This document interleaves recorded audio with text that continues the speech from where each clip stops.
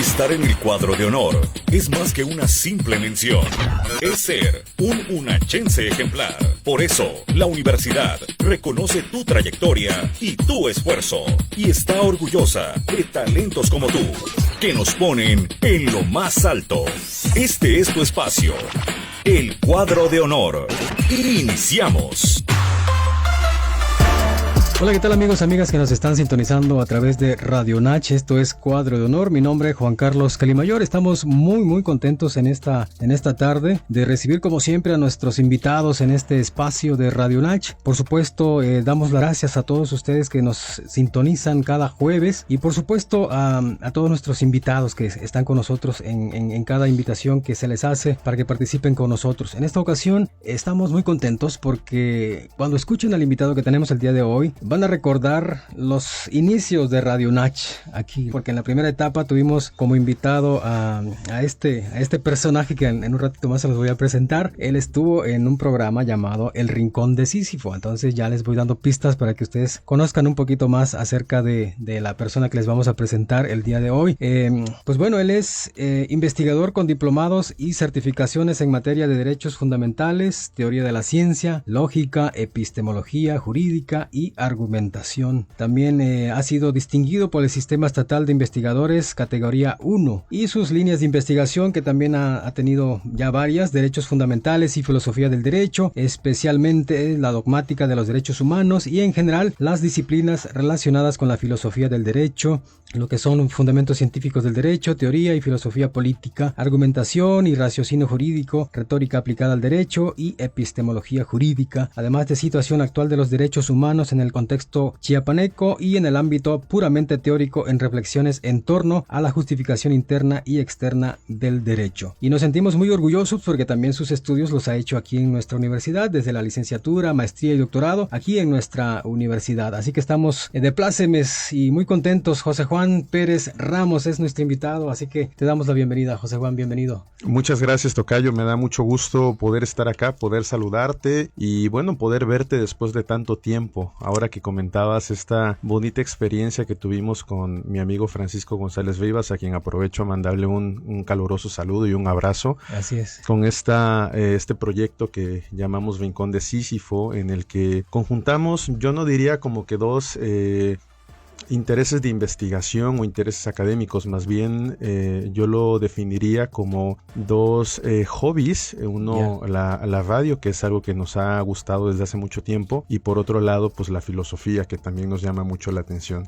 Pues muchas gracias, mando un saludo a todo tu auditorio y estoy muy contento de poder saludarte, ver cómo ha cambiado la cabina. Te comentaba que la veo reluciente, nueva, claro, con mucha tecnología y bueno, hasta una pantallita aquí atrás, claro. se ve padrísimo. De verdad, sí, que me da mucho gusto que la Universidad Autónoma de Chiapas esté poniéndole mucho énfasis a este tipo de proyectos, porque es lo que hace la universidad al fin del día, ¿no? Es trabajar duro no solamente en la producción científica, en la producción del conocimiento, sino también en la extensión de la cultura y del saber, que esto se hace por medio de la radio y de otros medios digitales o medios físicos y etcétera. Es correcto, José Juan. ¿Y actualmente qué estás haciendo? Fuiste director de Asuntos Jurídicos del 2019 al 2023 aquí en la UNACH, pero actualmente, ¿cómo estás? Sí, actualmente estoy trabajando en la Secretaría Técnica de la Dirección General de Docencia y Servicios Escolares. Okay. Y bueno, a la par también tú sabes que soy una persona muy inquieta, claro. Entonces pues ando metido en la investigación y también correcto, dando clases ahí en la misma universidad. Aquí estamos echándole a la academia, que es lo que nos gusta y nos motiva bastante. Excelente. Oye, José Juan, queremos platicar contigo acerca de algunos temas que quizá sean de interés general y que bueno, no tienen vigencia, y sobre todo en estos tiempos que estamos viviendo una situación bastante difícil en nuestro estado, y me refiero a todo este tipo de inseguridad que estamos viviendo, a la manera en cómo nuestra sociedad, lo digo así como lo dicen toda la gente, ¿no? Se está deteriorando de alguna manera. Estamos viendo cómo se maltrata quizá a la mujer, cómo se maltrata a las familias, cómo se vulnera de alguna manera a la gente que está transitando libremente en la calle y que no tiene esa libertad. Quiero que hablemos de derechos humanos, ¿te parece? Por supuesto, claro que Y sí. en este sentido, ¿qué son los derechos humanos? Sí, bueno, la primera reflexión que a mí me gustaría esbozar ahora que tú comentas un poco la situación en la que estamos, yo diría bastante convulsionada, en la que estamos transitando, no solamente en el estado, sino a nivel mundial. Claro. Tú prendes las noticias y te das cuenta que hay gente tirándose misiles, Así hay es. deteriorándose el planeta, la corrupción, la falta de cuidado al ambiente. Yo creo que quizás en Chiapas no teníamos tan vigente esta idea porque decían antes, yo me acuerdo mucho, que la gente que venía del centro y del norte del país, cuando se refugiaba en Chiapas, nos comentaban que lo que más les preocupaba aquí era no caer en un bache. Ajá. No les preocupaba el tema Claro. de la inseguridad Así o del narcotráfico. Pero creo que todo esto sugiere una suerte de pérdida de los valores. Mira, lamentablemente a nosotros, y lo digo con conocimiento de causa porque soy de formación abogado, Claro. a veces nosotros pensamos en derecho que los problemas sociales que enfrentan nuestras sociedades modernas se van a componer por medio de reformas legislativas. ¿Qué quiero decir? A ver, está subiendo o se está incrementando el nivel de un cierto delito, entonces nuestros legisladores proponen como una medida de solución al problema un incremento a la punitividad de ciertos delitos. Así es decir, entre más castiguemos, Ujú. pareciera que eso va a ser como que la fórmula aritmética para que los delitos mengüen. Pero en la realidad eso no pasa de esa manera. Así Los es. problemas, y de hecho aquí me gustaría mucho traer a colación el pensamiento de un profesor que se llama Damaska Mirjan. Él hace un libro que se llama Las caras de la justicia, y ahí lo que él explica más o menos es que las cosas no se solucionan con reformas legales, sino que tiene que ver con un cambio cultural en las personas. Yo estoy de acuerdo. Si no cambiamos nuestra forma de ver las cosas, nuestros principios y valores sociales, creo que no vamos a poder lograr un cambio. Pero bueno, a la pregunta expresa, mira, los derechos humanos es un campo muy extenso. De hecho, cuando yo estudiaba en la licenciatura, en los últimos semestres, cuando llevaba la materia, una de las cosas que yo aprendí es que no puedes entender los derechos humanos sin saber un poquito de constitucional, de derecho internacional público, de derecho internacional humanitario, por ejemplo. Pero creo que lo primero que tendríamos que decir para poder entender a los derechos humanos es que el concepto genérico de derechos es la posibilidad que tú tienes de hacer algo o dejar de hacerlo. Y esta posibilidad no es que el aparato estatal te la conceda, más bien lo que hace el Estado es simplemente reconocer que tú tienes una posibilidad de hacer. Yo puedo hacer o dejar de hacer algo, y esto es un derecho. Digamos como que en la cosmovisión subjetiva del derecho. O sea, yo soy un sujeto de derechos y entonces puedo hacer o dejar de hacer algo. Ahora, cuando nos referimos al tema de los derechos humanos, estos tienen una cualidad muy interesante porque constituyen un cúmulo específico de estos derechos, de lo que estábamos hablando, de estas posibilidades de hacer o dejar de hacer, pero que de ninguna manera pueden sustraerlas de la persona. Es decir, si yo te quito uno de estos derechos que están catalogados como derechos humanos, en ese momento yo lesiono tu dignidad humana.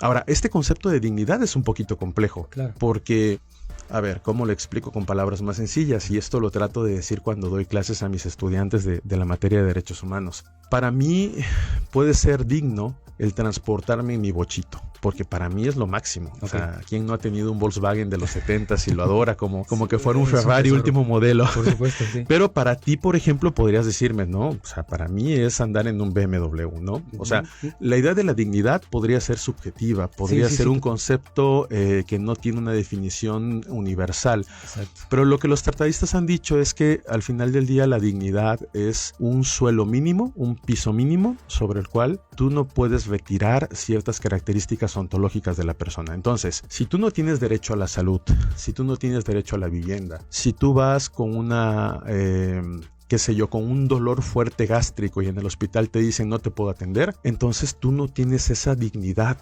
porque no te están tratando como un ser humano. Lo que permiten los derechos humanos o derechos fundamentales, como también les llaman algunos, es proteger esta cualidad de dignidad en las personas. A ver, entonces también nosotros como ciudadanos tengo también la obligatoriedad, pienso yo, no sé, tú me aclararás esta parte, de respetar y también garantizar esos derechos humanos que tienen nuestra familia, nuestros hijos, igual mis padres tal vez, que no tengan un seguro social, por ejemplo, en que yo pueda como hijo garantizarle también ese derecho al acceso a la salud.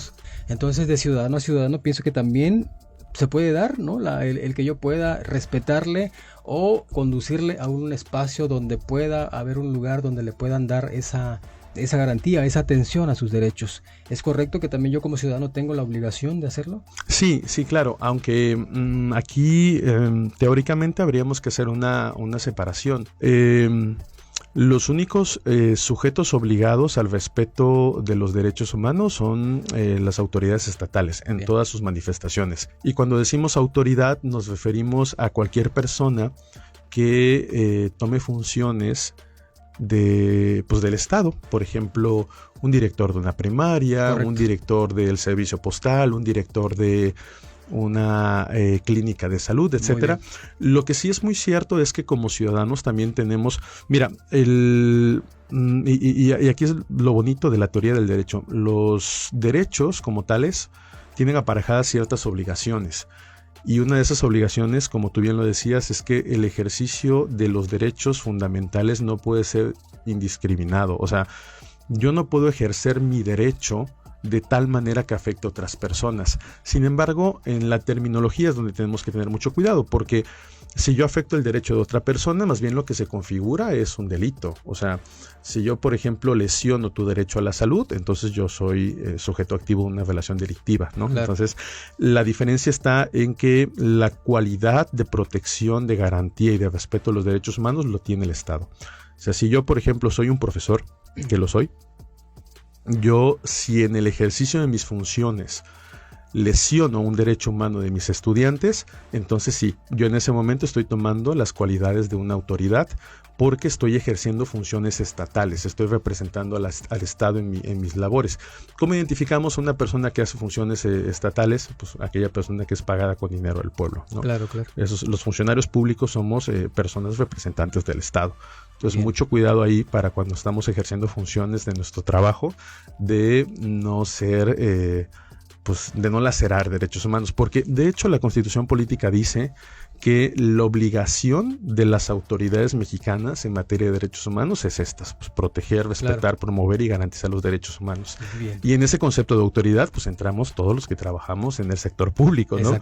Exacto. Eso pues hay que tenerlo muy en cuenta. Un buen punto. Oye, fíjate que ahora que tú mencionas todo esto, y me viene a la mente aquel momento en que se aprueba esta disposición de los fumadores, ¿no? Sí, claro. De los fumadores, por ejemplo, de tener un espacio digno también, se puede decir así. Hablo concretamente de las cafeterías, restaurantes, teatros, cines, etcétera. El derecho de la otra persona que no fuma, ¿no? Y de esto se habló mucho en su momento, y creo que hasta la actualidad.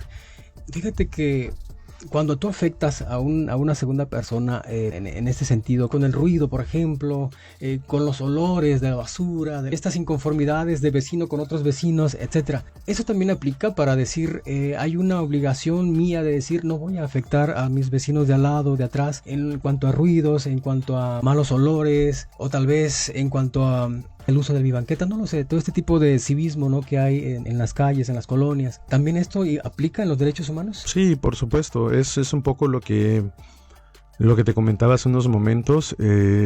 Mira, la recepción de los derechos humanos en Latinoamérica se ha visto afectada por esta idea que a veces tenemos de que en ejercicio de mi derecho puedo afectar la libertad de otras personas. Correcto. Y eso no es así. Muchas de las luchas que tenemos nosotros como ciudadanos, en las que debemos de empoderarnos, también sugieren el uso adecuado de los derechos humanos. A ver, te voy a poner un ejemplo. Mira, a mí me gusta mucho, yo soy, digamos, como que es una de mis caracteres definitorios, ¿no? Yo soy melómano, me encanta la música, por eso me gusta mucho la radio, porque desde muy chiquito me ponían a escuchar la radio, no teníamos tele en la casa, y yo soñaba con algún día ir a una cabina a grabar. Bien. Pero yo escucho música de todo tipo y especialmente me gusta mucho el rock y el rock pesado, pero en el ejercicio de mi derecho a libre desarrollo de la personalidad, que sería el derecho que protege esta posibilidad de escuchar la música que a ti te guste, yo no puedo afectarte a ti con reproducir mi música a altos decibeles en la noche. Eso sí que no es el ejercicio de un derecho, más bien ese es el abuso de un derecho. Entonces, creo que también, y una de las propuestas que tenía hace algún tiempo que platicábamos esto en un programa de rediseño curricular, es que desde nuestra perspectiva deberíamos normar el empleo y la enseñanza de la cultura de los derechos humanos en todas las formaciones profesionales, porque a veces en las universidades, en las preparatorias, en las secundarias, en las primarias, no enseñamos cuáles son los alcances de los derechos y cuáles son las limitantes que tienen estos. Pero creo que sí, ahí deberíamos un poco de entender que los derechos no son absolutos, Claro. Tienen ciertos márgenes de aplicación, de expresión, y la piedra de toque es que no afectemos los derechos de otras personas en el ejercicio de nuestros propios derechos. Y eso tiene que ver con lo que tú decías en un principio, que hemos trastocado quizá los valores, que la educación tiene que ser reflexionada nuevamente para que desde allí, desde esas raíces, el tema de la educación, el tema de los valores tienen que ir de la mano, pienso yo, tú lo mencionabas al principio también, para que tengamos la oportunidad nosotros o las futuras generaciones de poder vivir en un mundo mejor, ¿no? Porque hasta allá aspiramos, ¿no? Queremos mejorar nuestra convivencia, el tránsito diario que tenemos en las calles, la confianza, la tranquilidad, la paz, ¿no? Eso es lo que se busca también con la garantía de los derechos humanos, pienso yo. Entonces, creo que tenemos que voltear la vista hacia este nivel, ¿no? ¿Qué está pasando? Porque las personas ya mayores dicen, mis tiempos eran mejor, se vivía mejor, se respetaba a la gente, se saludaba a la gente. Ahora ya la gente ya no se saluda, ahora ya los jóvenes ya no saludan, ya no respetan a los adultos. Tiene que ver con esto de los derechos humanos que se perdieron, que en algún momento del tránsito de la vida, ¿en dónde se quedaron esos valores? ¿En dónde se quedó esta educación que tenía la gente de saludar, de respetar a los adultos, etcétera? Sí, Juan, mira, una de las cosas que a mí me llama mucho la atención y yo creo que luego tengo este mal hábito que cuando quiero platicar algo que me gusta me extiendo mucho tiempo. Bien. Voy a tratar de ser un poco más sintético. Mira, una de las cosas que a mí en la historia me llama mucho la atención es que uno de los países contemporáneos ¿cómo decirlo? En desarrollar esta cultura de los derechos humanos, por contradictorio que pudiera parecer o por sorprendente que pudiera parecer, fue Alemania. Y tú me dirías, bueno, pero es que en Alemania en la Segunda Guerra Mundial pasaron cosas indecibles, horrorosas, pero precisamente en el periodo de la posguerra, por ejemplo, ciertos juristas que habían dejado Alemania por la persecución nazi regresan a Alemania. Y lo que se intenta hacer es explicarle al pueblo que lo que había acontecido en el marco de la Segunda Guerra Mundial había sido una responsabilidad compartida, tanto del gobierno imperante, del Tercer Reich, pero también las personas que permitieron ese abuso. Porque mira, Juan, a ver, por ejemplo, cuando hablamos de estados de derecho, que es una definición en teoría del Estado y en derecho constitucional, yo te podría decir, la Alemania de la Segunda Guerra Mundial fue un estado de derecho, o sea, habían leyes. Bien. Y esas leyes no solamente permitían los abusos que se perpetraron en este marco de la Segunda Guerra Mundial, sino también las motivaban. O sea, el hecho de que los nazis hubieran sido como fueron estaba persuadido incluso por las leyes. Ahora, la pregunta que viene obligatoriamente en este sentido es: ¿cómo nosotros o cómo los ciudadanos que estaban viviendo en esa época no dijeron nada acerca de esas leyes injustas? Y ahí es donde viene la reflexión un poco teórica que quisiera yo dejar, y con esto quisiera ir cerrando. Sí, claro.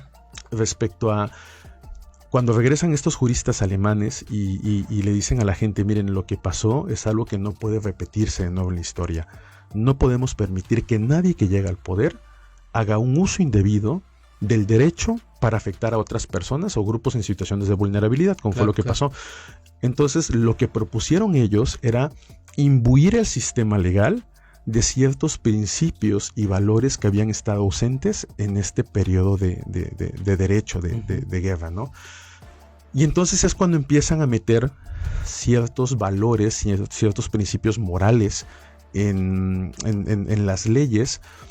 Y con esto lo que estaban haciendo era asegurar que el día de mañana quien llegase al poder tuviera candados legales que no les permitieran hacer cosas que fueran en contra de la dignidad de las personas. Bueno, con esto lo que te quiero decir es que los valores, la virtud, como lo proponían los griegos con lo arete, son cosas que si las perdemos gradualmente podríamos llegar a un estado tan lacerante, tan detrimentado como el que te acabo de comentar. Claro. en la medida que nosotros practiquemos los valores comunitarios que nos hacen ser seres humanos, podríamos incluso, y a mí me gusta mucho esta definición que tiene Habermas acerca del derecho. Para Habermas, el derecho es solamente una compensación. Compensación porque él dice que en un estado de virtud idónea al que aspiramos a llegar, no tendríamos necesidad de tener reglas.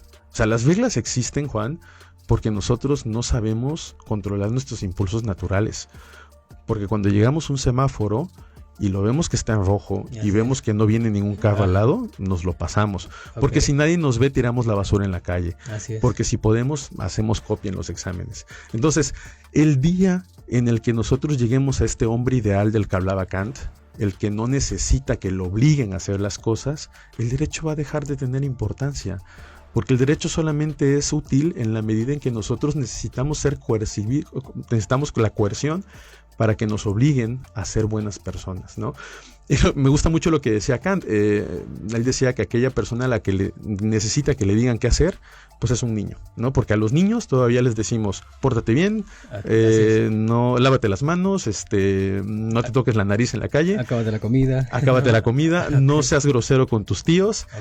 Pero ya una persona adulta tendría que saber proceder de manera adecuada sin que a alguien se lo estuviera exigiendo, ¿no?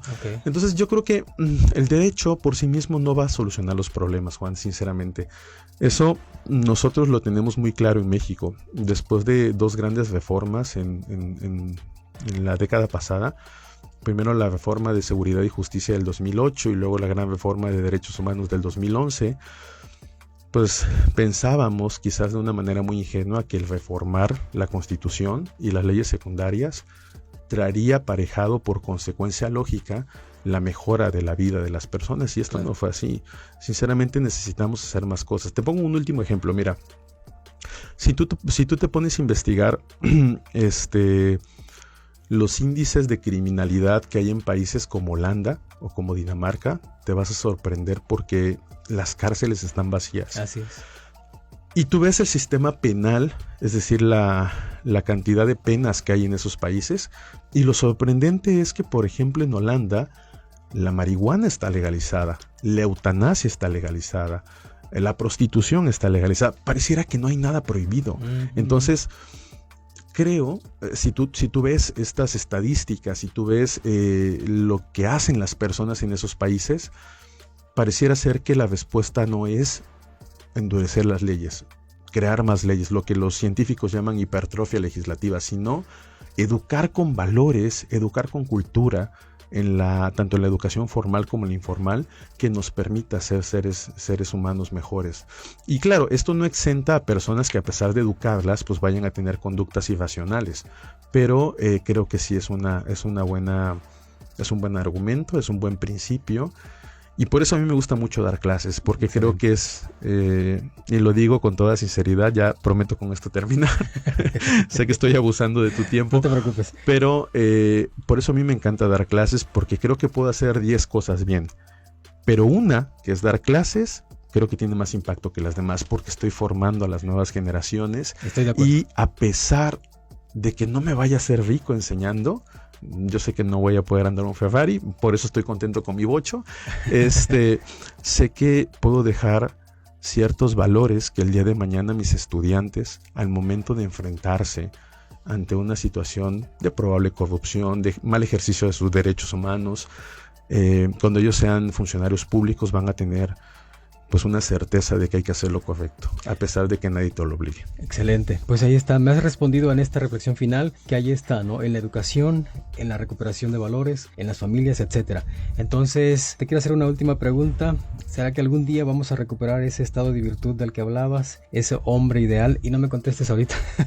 No me contestes ahorita, ¿sabes por qué? Porque me quedan, como muchas preguntas en el tintero, y que seguramente nuestro público también se está haciendo muchas preguntas ahora que tú has hecho todos estos aportes aportes muy interesantes y nos está ayudando a que podamos nosotros también entender muchísimas cosas que quizá vemos y escuchamos de pronto en los medios de comunicación, derechos humanos por acá, derechos humanos por allá, pero pocas veces nos detenemos a reflexionar así a profundidad como tú lo has hecho en esta ocasión y que tienes todavía para explicarnos todavía muchísimo más de estos temas. Yo quiero hacerte una invitación para que en una siguiente entrevista podamos extendernos y seguir platicando de estos temas que seguramente el público que nos está escuchando le está el interés por quererlo soltar y preguntar. Yo quiero comprometerte e invitarte aquí públicamente para que puedas visitarnos una vez más. Claro que sí, Juan, para mí es un gusto cuando me invites y podamos cuadrar agendas, aquí voy a estar acompañándote. Excelente, pues bueno, José Juan Pérez Ramos, ha sido ahora sí que un honor tenerte en este cuadro de honor de la Universidad Autónoma de Chiapas, de verdad, nos da muchísimo gusto que hayas estado con nosotros. Algo más así rápido para que puedas dejarle a nuestro público. Bueno, a invitarlos a que sigan siempre Radio Nach. Quisiera decirles que a mí me da mucho gusto, me da pues, un honor, como tú bien lo decías, a título de este programa, el saber que tenemos una estación de radio, de verdad que pocas universidades pueden darse ese lujo y creo que es un espacio hecho para nosotros como universitarios, también para las personas que no tienen la posibilidad aún de llegar a la universidad, pero con este ejercicio podemos acercarles un poquito la cultura a todas las personas. Entonces, para que nos sigan, invitarles que estén pendientes y bueno, que se animen también a echar una platicada aquí con nosotros. Estamos muy contentos de recibirles a todos y a todas. Eso sería una buena idea. Bueno, pues un gusto, me da mucho placer estar por acá y espero pronto volver a estar con ustedes. Excelente, pues muchas gracias. Ahí está José Juan Pérez Ramos, ha estado con nosotros platicando acerca de derechos humanos y esperamos en una siguiente visita tener muchísimos temas más para platicar. Gracias a todos ustedes que tuvieron este tiempo para escucharnos. Nos escuchamos la próxima semana en un cuadro de honor más. Mi nombre es Juan Carlos Calimayor. Pásela muy bien, hasta la próxima. Ya hemos colocado tu nombre en el cuadro de honor. Muy pronto conoceremos más invitadas e invitados en este importante espacio universitario. Cuadro de honor por Radio UNACH.